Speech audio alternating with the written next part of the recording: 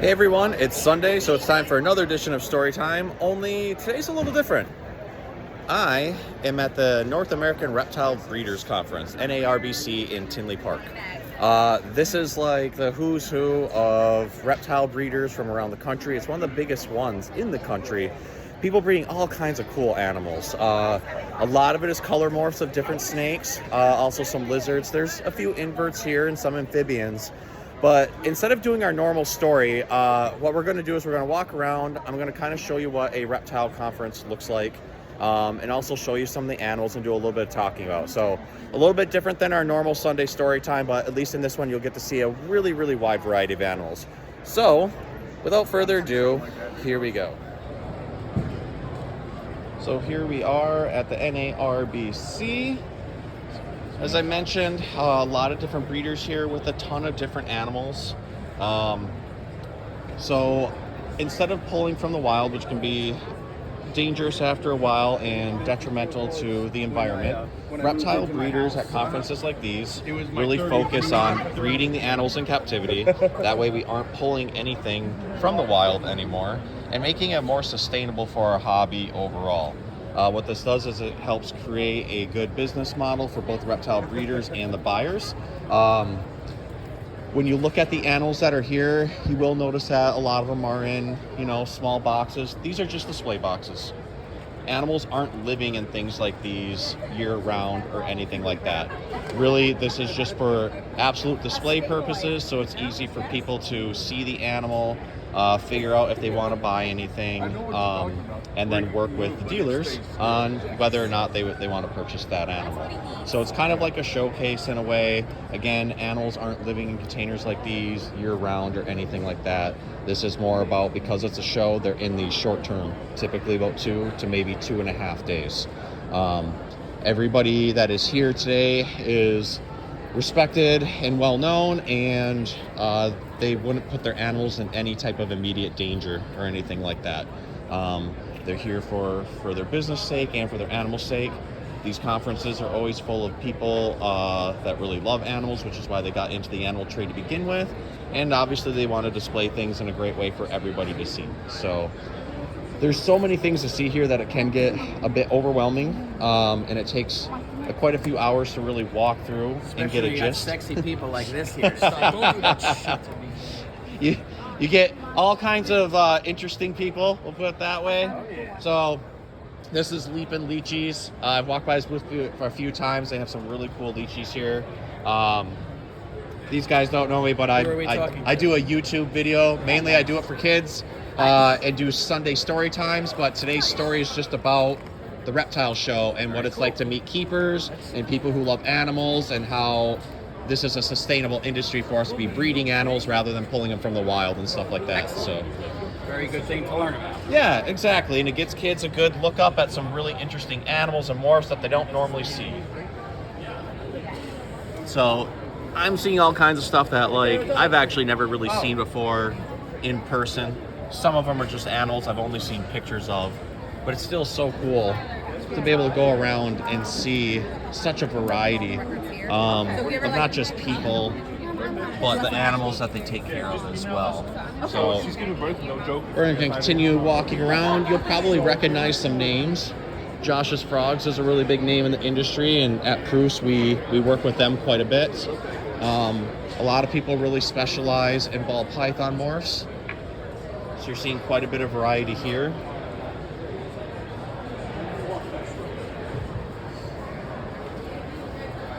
And as we go around, we'll end up seeing some different breeders that I know as well, and we'll get to talk to some people. So right now, we're in during what's called the VIP time. So we bought special tickets to get in here before the general public does. When the general public gets in here, it's thousands of people and gets pretty packed very quickly. But this is the ability to come in and just kind of see things before the public gets a chance. If you know me, you know I'm not really a morphs kind of guy, but they are fun to look at and kind of see what breeders have been able to do. This is a really cool booth that I got to talk to the guys yesterday, called Crosstown's Exotics. They specialize in just doing education, so they don't have any animals for sale. But what they do is they breed, or they bring these animals around for education purposes to schools, nature centers, and things like that. And they have such a really, really cool variety of animals that they're able to do that with. They typically do about 600 shows a year for education purposes, which means they are educating thousands of people per year, which is an absolutely amazing feat. Yeah, I know. One of these days when we move out for country. So as you can see, people are still setting up, which is awesome because they're going through and they're taking care of animals before the general public gets here and make sure that animals have food if they need them, that they're watered down if they need them. Clean. Clean is the main thing.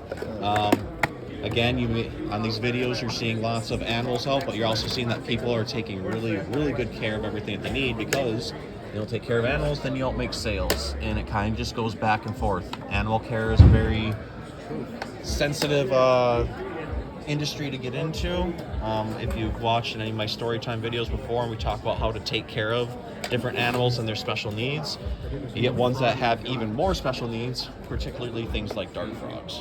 So we've talked about dart frogs before when we've read our books together. And you have companies like this that specialize in them and have all kinds of really, really interesting dart frogs to show, and tadpoles. And we've talked about tadpoles and how they morph before. John. All right, I'm like creeping. okay. I'll send you a message and we'll go from there. Perfect.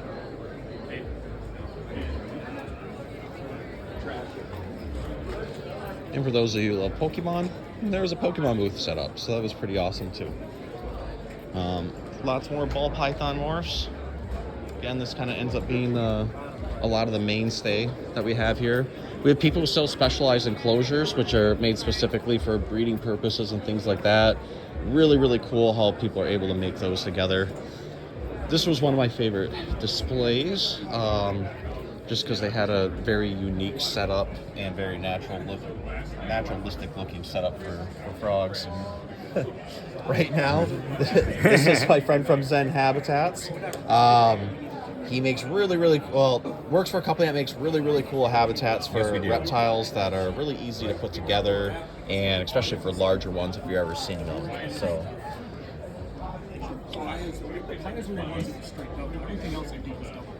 So many awesome frogs. Or triple. So I have to think about what we want to do with those.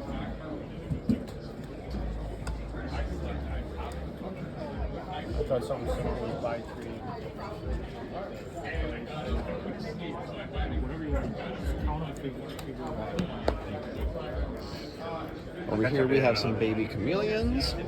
So we've talked about chameleons on our educational videos before. We know how sensitive they can be. So you notice there's lots of greenage in there and things for them to climb on, because that makes them feel safe and comfortable. They feel like they're blending in and actually look like a leaf, which every once in a while you'll notice that they'll sway a little bit, and that makes it look like a leaf blowing in the wind. So these little guys are very curious, but as we talked about before, also something that we don't really handle a whole lot or anything like that.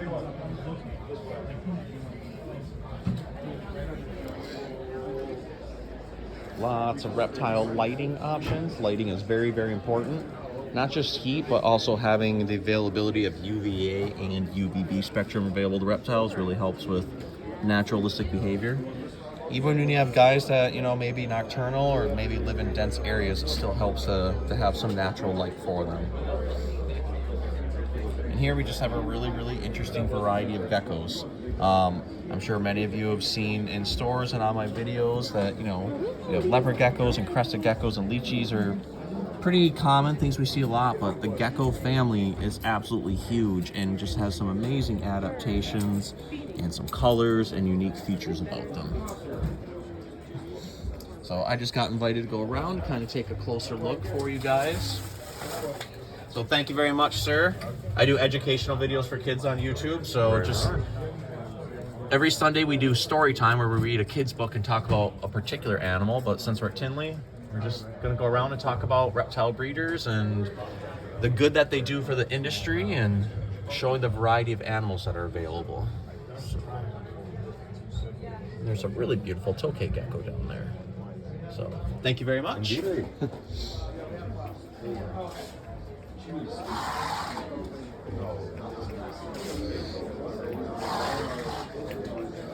Over here we have a variety of rat snakes, which I love rat snakes. When I lived in Florida, I used to find them all the time. It looks like there's some beauty snakes in there, which are Asian species and can get exceptionally long and also very, very beautiful, which is why they get the name beauty snake. I came over here because one of my favorite turtles of all time, the Mata Mata turtle. These guys are meant to look like leaf litter sitting on the bottom of a river or a pond, which is why they have kind of the leafy looking appendages off of the neck and the leaf-shaped nose. These guys kind of like acidic water and shallow. They also like it pretty warm. Very, very cool and interesting turtle. I have to keep refraining from wanting to take one home, but who knows? Maybe it will happen.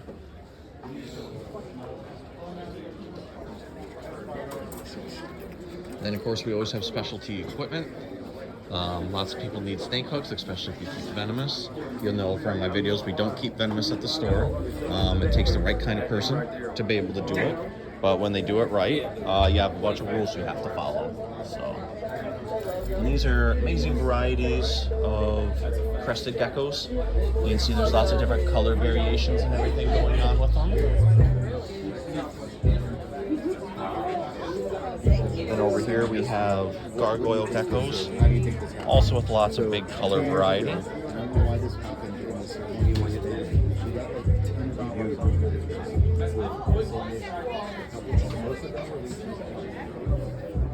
we have our tarantula people. Lots of really cool looking tarantulas. Most of these are what we would consider juvenile size, and then in here what we call slings, so they stay in smaller containers. This is actually really safe for the tarantulas because you take a tiny tarantula and put it in a big container, it might get lost, might be harder for food, also hard for you to find it. So we keep them in nice little systems like this that are easy to keep track of. If you're vivariums, and we've talked about dart frogs before, live plants are always essential. And more, we're getting into putting live plants in other animal enclosures as well. It doesn't just have to be dart frogs.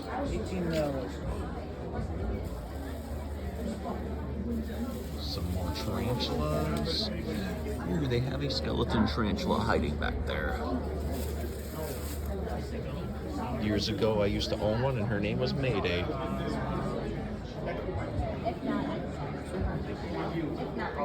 There's a blotched milk snake, a pied ball python, an albino king snake. There's a Malaysian horned frog.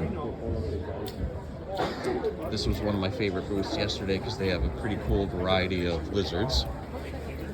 They also have some really cool looking snakes. So here's a tiger rat snake. And this one's actually got a little bit better color over here. There's a bunch of Australian frilled dragons, and we've had frilled dragons on our channel before too and talked about how cool they are. This is a Boyd's forest dragon. These are one of the coolest looking reptiles I've ever seen. They kind of remind me of a tuatara mixed with a horned lizard. Then we have a tokay gecko hanging up top in his enclosure there. And we have a sleepy rhino iguana. So again, lots of cool stuff. We'll continue making our way through so you guys can get a look at more animals. All right, so there's also lots of cool booths here. This is my friend Jeff. Jeff is like one of the top-notch reptile guys in Michigan. So Jeff, I'm shooting video for my YouTube video right now. Typically on Sundays, I read a children's book to kids and talk to them about an animal.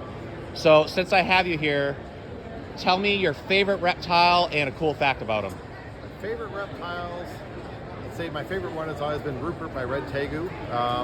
I love the whole relationship aspect that tegus give you. They're very friendly. It's almost like a reptilian dog. And if I had to recommend one that if you really wanted a pet, they're just a great species. I just love them. That's awesome. We talked about tegus yesterday for a very long time and how smart they are. It takes the right person, a little bit of dedication, but yeah, a scaly dog is probably the best description of them. So cool. Thanks, Jeff. We appreciate it. We'll go around and see. I know I have a few other friends around here. See if any of them are at their booths yet. Oh, I see Kevin over at the Pangea booth. We'll see what he's got going on. What's up? Kevin, you're on my YouTube channel right now. Oh, So, hi everybody. what do you have, and name a cool fact about it?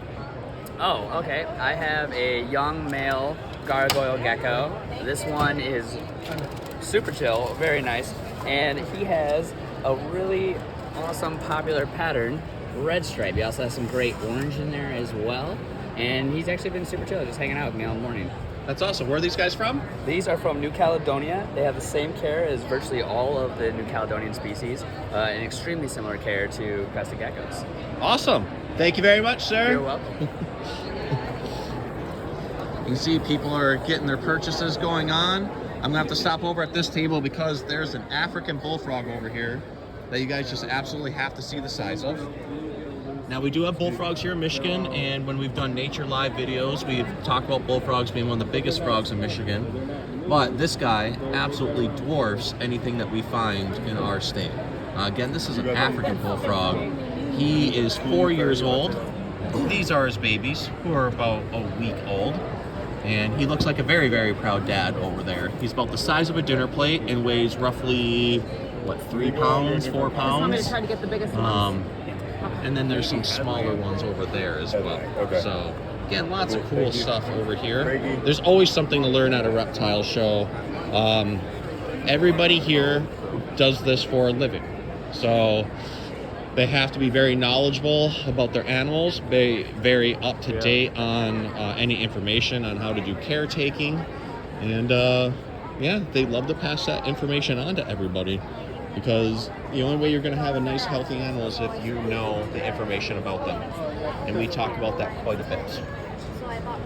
Some amazing looking lychees.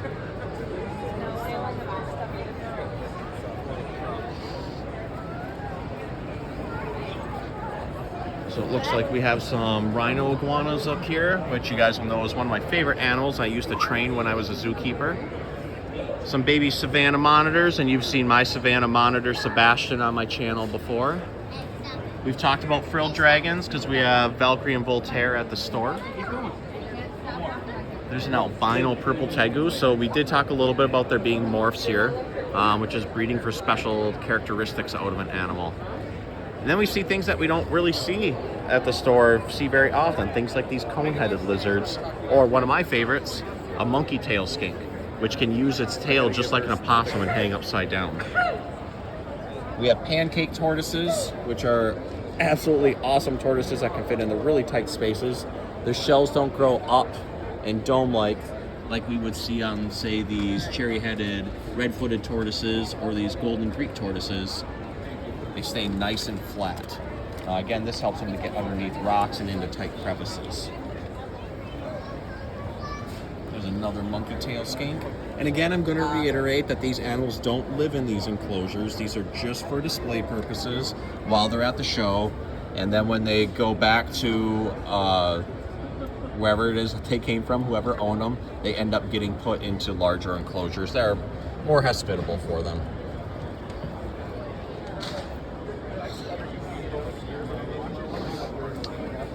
There's Mr. Ryan McVeigh, who happens to be like one of the industry leaders in lighting. So he's always got people at his booth. We've talked about lighting before in the videos and how important UVA and UVB is. He helped invent a new type of LED UVB light. So looks like he's a busy man right now explaining his product, but one of the top guys you want to talk to. And there's trouble right there, because there's Tom and there's Josh. Tom runs Geckological. He's got an amazing variety of crested geckos. He started doing this out as a hobby and then really started getting into the different types of colors of them. He's probably the most knowledgeable person I have ever met on crested geckos in my life. And he just has some really, really cool colors and patterns. So, Tom, you're on my YouTube channel right now. So, you have tons of crested geckos here. Can you tell us a really cool fact about crested geckos that you love? Cool fact. Yeah, there's 3 types of hypos. Okay. So a lot of people don't realize that there's even hypo, but we have 3 different types right now, and citrus has been around for quite a while, which is from Anthony Caponetto. We have the traditional lavenders, and we have now the cold fusion that I found. Gotcha. So for anybody watching, what does hypo mean? Because I have a lot of kids on my channel. So it's hypomelanism, which means it removes melanin or the black pigment in the animal, so they get nice and pale. It starts to show some undertones. It's kind of where we're getting some of the pink animals, the bluish toned animals from, and some of them go silver, depending on what type of hypo you have. Awesome. And then it takes a lot to be able to get down to being able to find those. So you have a very, very huge variety of crested geckos here. How long did it take you to really start to figure this out? Probably 10 years ago, I started to really understand that we had hypo in the industry. Nobody really accepted it, and now people are realizing what it is. The yellows, the yellow-based animals, are the truest form. So when you see a yellow animal and it's really clean, you're dealing with hypo. So when you breed those to black animals, you will get some form of lavender or hypo. That's awesome. Genetics are something that always kind of evaded me a little bit, but I love learning about it and hearing about it, so we appreciate that. We're continuing our walk around here at Tinley Park.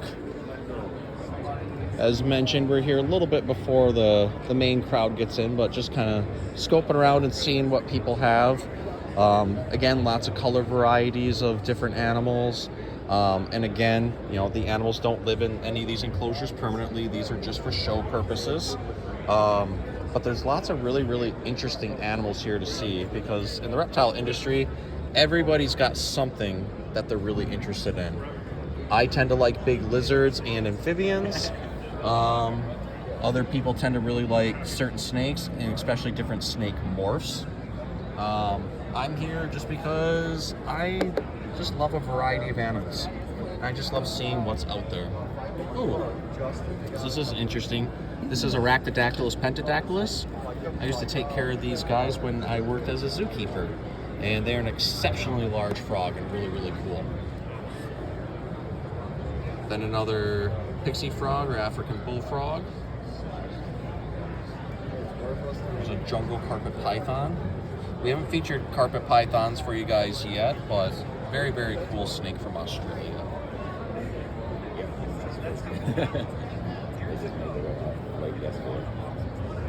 Oh, and that's a Grebo, which is really cool. Olive python, which are hard to find. So we're going to go back and talk to the Exotic Empire if they've got some time. My friends Josh and Danielle run this one, and they're normally super busy, but looks like she's getting ready to set stuff up. Get ready. All right, Danielle, you're on my YouTube channel. Normally I talk to little kids and do videos on Sundays where we read kids' books. Okay. But today we're just touring around. Absolutely. What is your favorite animal on your table, and what is a cool fact about it? Favorite animal on the table? Okay, just for you, I'm gonna pop this guy out. This is my favorite animal on the table. This is a giant Malaysian toad. And these guys get about 5 times this size. So they get about the size of that deli cup below him.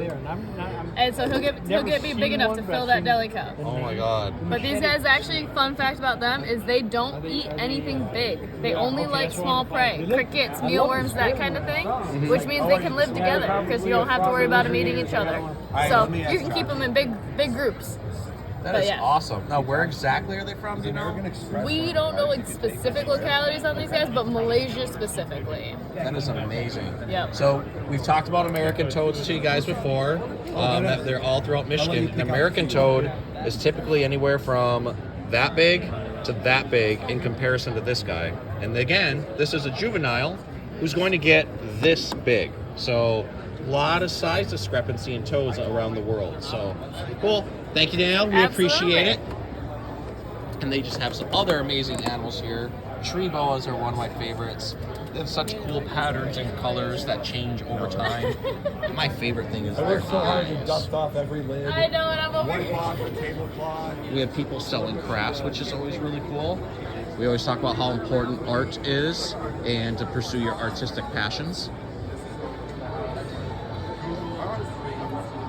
Here's some of the more cool enclosures I've seen. With lots of different types of monitors over here. As you can see, they love laying out in their water and then being able to go bask when they need to. And then there was these custom enclosures,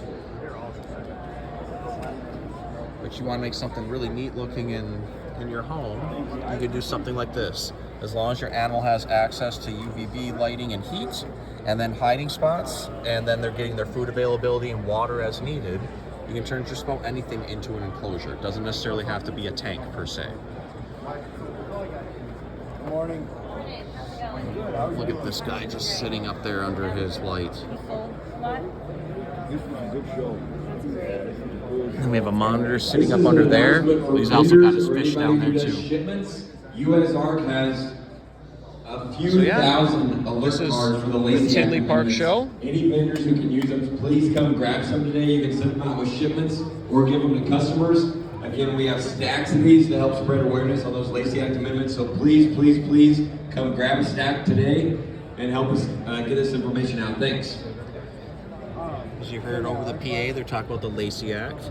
There's a possible amendment that would make it basically illegal for these types of shows to happen and for people to own these types of animals. So we did a lot of fundraising over the last couple days to try to help push legislation to make sure that that doesn't happen and that we can still continue to thrive in our industry. So. We probably went through like $300. So we obviously didn't get to see every single booth, but we also got to see a really wide variety of animals and talk to some really cool people. So I hope you guys enjoyed my video on Tinley Park. I had an absolutely amazing time. It was my first time there, and I definitely plan on going back. I'm obviously back at home now. I am absolutely exhausted. It was 3 days of walking around, talking to people, buying animals, looking at all kinds of cool stuff. I learned a ton from being there. Met lots of cool people like... I met up with Kyle from Zen Habitats, who I hadn't seen in a while, and then my friend Kevin from Pangea. Met another coworker who used to work for Bruce that was at Pangea, and then of course there was Tom from Geckological, and we also had Josh and Danielle from Exotic Empire. We had Jeff Peck from ExoTerra. We have Ryan McVeigh at VivTech. And then, of course, my friend Kristen Nelson was there, and she was absolutely amazing showing me around, along with, Rob Cook. Just lots of cool people. Met tons of reptile keepers there, and it was really awesome. So I hope you guys enjoyed, and we'll see you next time.